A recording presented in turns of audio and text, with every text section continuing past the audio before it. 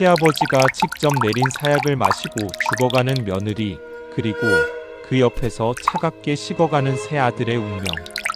조선 역사상 가장 잔혹한 시아버지로 기록된 인조는 왜 자신의 친손자들까지 열문지화로 몰아넣어야 했을까요?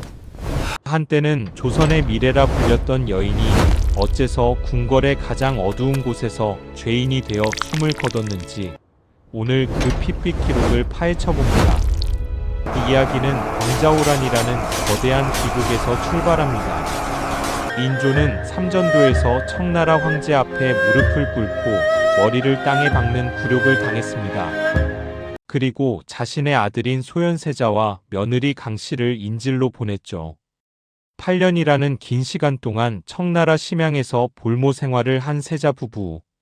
그런데 여기서 반전이 일어납니다. 절망에 빠져 있을 줄 알았던 세자빈 강씨가 놀라운 능력을 발휘한 겁니다. 강씨는 심양에서 직접 농사를 짓고 국제무역에 뛰어들어 엄청난 재물을 모았습니다. 청나라 고위 관리들을 상대로 외교력을 발휘하며 조선인 포로들을 속환해 데려오기도 했죠. 요즘으로 치면 아주 유능한 CEO이자 외교관이었던 셈입니다. 하지만 조선에 홀로 남겨진 인조의 생각은 달랐습니다. 인조는 열등감과 트라우마에 찌든 왕이었습니다. 아들과 며느리가 청나라의 지지를 받아 자신을 몰아내고 왕위를 차지할지도 모른다는 망상에 사로잡힌 겁니다. 드디어 8년 만에 세자 부부가 귀국했지만 인조는 그들을 환영하지 않았습니다. 오히려 차갑게 노려보며 속으로 칼을 갈고 있었죠. 그리고 귀국한 지 단 2달 만에 소현세자가 의문의 죽음을 맞이합니다. 온몸이 검게 변하고 구멍이란 구멍에서는 모두 피가 흘러나온 채 말이죠. 남편을 잃은 강씨는 직감했습니다. 이 죽음의 배후에 시아버지가 있다는 것을요. 하지만 인조는 한 발 더 빨랐습니다. 며느리 강씨를 제거하기 위한 덫을 놓기 시작한 겁니다. 어느 날 궁궐 여기저기에서 기괴한 물건들이 발견됩니다. 인조를 저주하기 위해 땅에 묻어둔 흉물과 부적들이었죠. 범인으로 지목된 건 당연히 강씨였습니다. 소용조 씨라는 인조의 총에 받는 후궁이 옆에서 이간질을 해대니 인조의 광기는 걷잡을 수 없이 커졌습니다. 그리고 결정적인 사건이 터집니다. 인조의 수라상에 올라온 전복 구이에서 독이 발견된 겁니다. 인조는 기다렸다는 듯이 비명을 질렀습니다. 이 며느리가 나를 죽이려 한다. 강씨의 궁녀들이 잡혀가 끔찍한 고문을 당했습니다. 살이 타들어가고 뼈가 부러지는 고통 속에서도 그들은 끝까지 외쳤습니다. 우리 빈궁마마는 결백하십니다. 하지만 인조에게 진실 따위는 중요하지 않았습니다. 오직 강씨를 죽여야 한다는 목적뿐이었죠. 실제 조선왕조실록의 기록을 보면 이 끔찍한 상황을 이렇게 건조하게 적고 있습니다.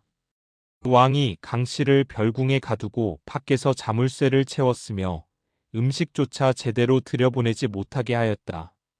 강씨가 문틈으로 울부짖으며 자신의 억울함을 호소하였으나 왕은 끝내 듣지 않았고 마침내 사약을 내리니 강씨가 서쪽을 향해 절하고 마신 뒤 즉시 숨을 거두었다. 그 모습이 참혹하여 보는 이들이 모두 눈물을 흘렸다. 시아버지가 며느리에게 사약을 내린 조선 최초의 사건이 벌어진 겁니다. 강씨는 죽기 직전까지 인조가 있는 곳을 향해 통곡하며 자신의 결백을 주장했습니다. 아버님, 어찌 이러십니까? 제가 무슨 죄를 지었단 말입니까? 하지만 돌아오는 건 차가운 침묵뿐이었죠. 비극은 여기서 멈추지 않았습니다. 인조는 강씨를 죽인 것도 모자라 그녀의 어린 새 아들, 즉 자신의 친손자들을 제주도로 귀양 보냈습니다. 그리고 그곳에서 첫째와 둘째가 연달아 의문의 죽음을 맞이합니다. 인조의 의심이 며느리를 넘어 손자들의 목숨까지 앗아간 겁니다. 한 여인의 야망과 능력이 시아버지의 트라우마와 부딪혀 가문 자체가 풍비박산난 셈이죠. 강씨는 죽어서도 죄인 강씨로 불리며 역사에서 지워졌습니다. 하지만 시간이 흘러 숙종 시대에 이르러서야 그녀의 억울함이 풀리고 미네빈이라는 이름을 되찾게 됩니다. 세상을 앞서갔던 여성, 변화를 꿈꿨던 며느리는 그렇게 시아버지의 광기 어린 권력욕 앞에 희생되었습니다. 만약 강 씨와 소현세자가 살아남아 조선을 이끌었다면 우리가 아는 조선의 역사는 어떻게 바뀌었을까요? 오늘 소현세자빈 강 씨의 비극적인 수사극은 여기까지입니다.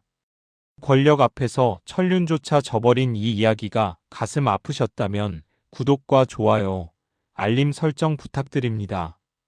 다음 시간에는 더 재미있는 이야기로 찾아오겠습니다.